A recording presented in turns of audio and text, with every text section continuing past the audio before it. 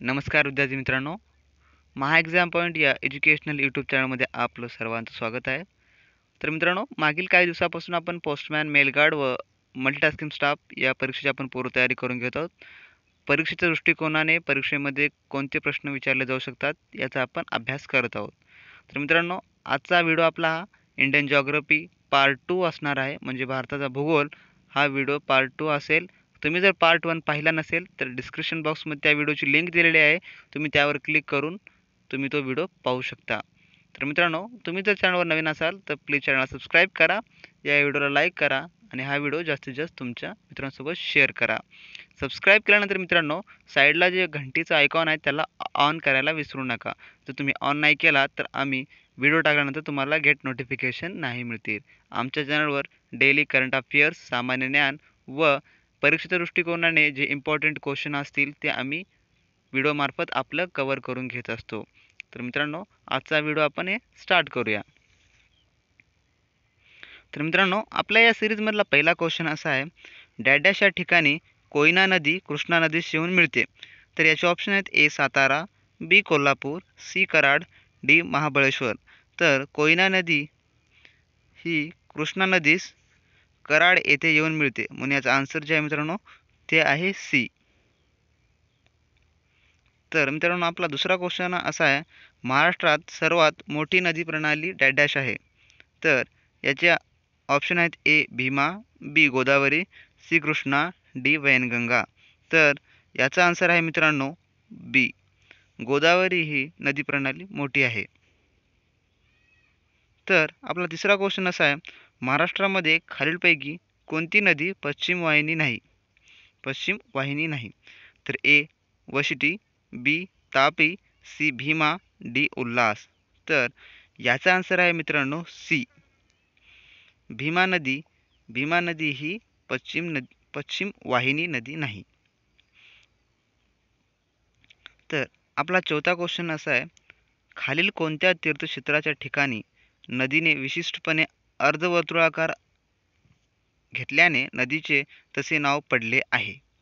तर त्याचं ऑप्शन आहेत ए देहू, बी आळंदी, सी पंढरपूर, डी नाशिक.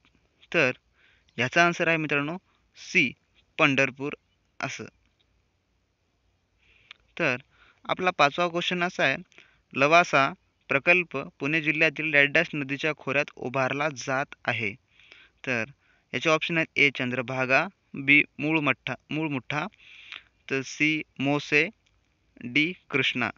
तर याचा आन्सर आहे मित्रांनो सी मोसे नदीच्या खोऱ्यात उभारला जात आहे. तर आपला सहावा क्वेश्चन असा आहे, पंचगंगा आणि कृष्णा या नद्यांच्या संगमावर डॅश वसलेले आहे.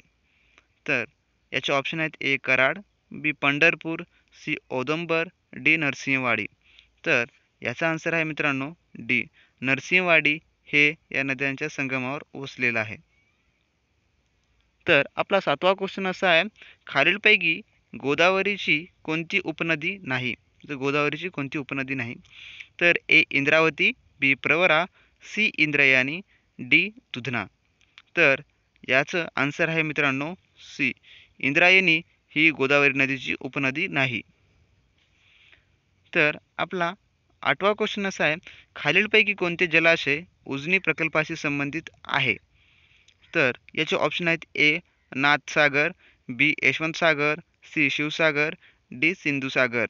तर याचं आन्सर आहे मित्रांनो बी, यशवंतसागर हा उजनी प्रकल्पाशी संबंधित आहे. तर आपला नववा क्वेश्चन असा आहे, खालीलपैकी कोणते शहर कृष्णा पंचगंगा नदीच्या संगमावर आहे. तर ए कराड, बी कोल्हापूर, सी नरसोबाची वाडी, डी सातारा. तर कृष्णा आणि पंचगंगा नदीच्या संगमावर वसलेलं जे शहर आहे ते आहे नरसोबाची वाडी, म्हणून याचा आन्सर जे आहे मित्रांनो ते आहे सी. तर आपला 10वा क्वेश्चन असा आहे, खालीलपैकी कोणता जलसिंचन प्रकल्प महाराष्ट्रातील सर्वात मोठा जलसिंचन प्रकल्प आहे. तर ए कोयना, बी भातसा, सी उजनी, डी जायकवाडी. तर याचा आन्सर आहे मित्रांनो डी जायकवाडी धरण हा सर्वात मोठा जलसंधारण प्रकल्प आहे. आता काही जणांना क्वेश्चन पडला असेल की उजनी पण असू शकतो, तर असू शकतो मित्रांनो, दोन्हीपैकी एक पण असू शकतो. तर या प्रश्नाचे जे आन्सर आहे ते मित्रांनो ते आहे डी, जायकवाडी हे धरण महाराष्ट्रातील सर्वात मोठा जलसिंचन प्रकल्प आहे.